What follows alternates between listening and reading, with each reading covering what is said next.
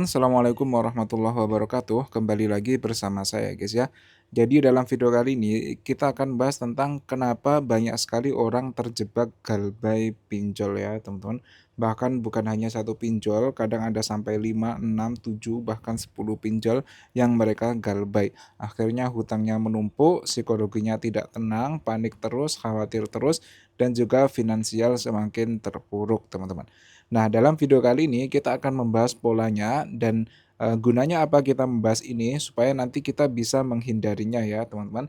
Karena kalau kita tahu kesalahannya, kenapa kok kita, atau mungkin banyak orang yang terjerat galbay pinjol, nanti kita bisa menghindarinya ya teman-teman, karena kita sudah tahu ilmunya, sudah tahu kesalahannya. Yang pertama, saya ingin menekankan bahwa galbay pinjol itu bukan kebetulan ya, teman-teman, dan biasanya itu, disebabkan oleh pola-pola tertentu yang terus diulang-ulang, teman-teman. Nah, polanya apa? Polanya itu ini yang sangat penting dan nanti perlu kita hindari. Yang pertama, kita tahu bahwa trigger utama dari pinjol itu biasanya kebutuhan ya, teman-teman, atau saya yakin pasti banyak juga yang keinginan ya, mungkin keinginan pengen beli handphone baru atau mungkin pengen beli apa yang baru sebagainya gitu. Terus kalian merasa pinjol itu sebagai solusi. Nah, ini berkaitan juga dengan fase kedua, di mana nanti kalian mulai terbiasa, mulai ngerasa aman dan mulai ngerasa gampang ya, teman-teman. Kenapa gampang? Ya karena di pinjol ini karena tidak perlu memberikan apapun ya guys ya, tidak ada semacam jaminan dan sebagainya ya. Coba, kalau kalian itu, pinjam di koperasi desa misalnya atau mungkin pinjam di bank itu kan harus ada jaminan ya, mungkin surat tanah, surat apa.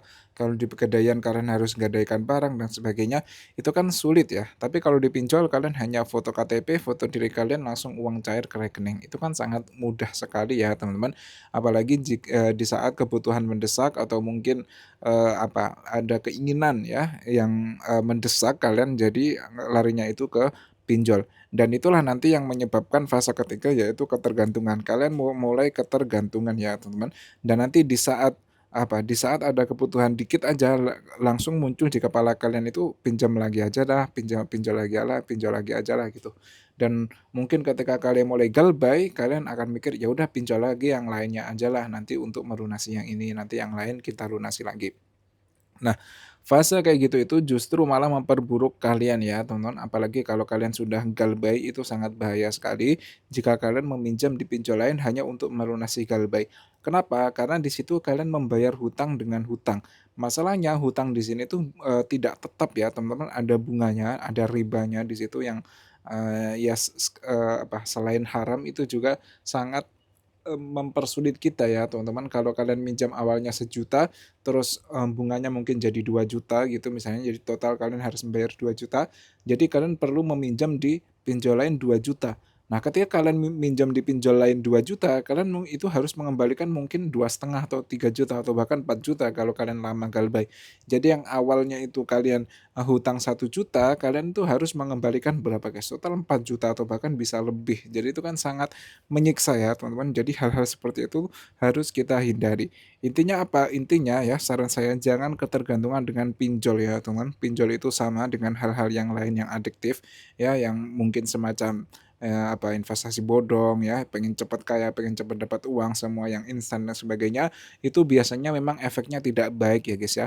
Karena selain itu menekan psikologi dan juga finansial kita, secara kemampuan otak kita itu juga jadi terganggu ya teman-teman, karena kita, terbiasa dengan hal-hal yang instan gitu, padahal di dunia ini, sangat jarang ada hal-hal seperti itu. Oke, mungkin cukup sekian dulu video kali ini, kurang lebihnya saya mohon maaf ya teman-teman. Akhirul kalam, assalamualaikum warahmatullahi wabarakatuh.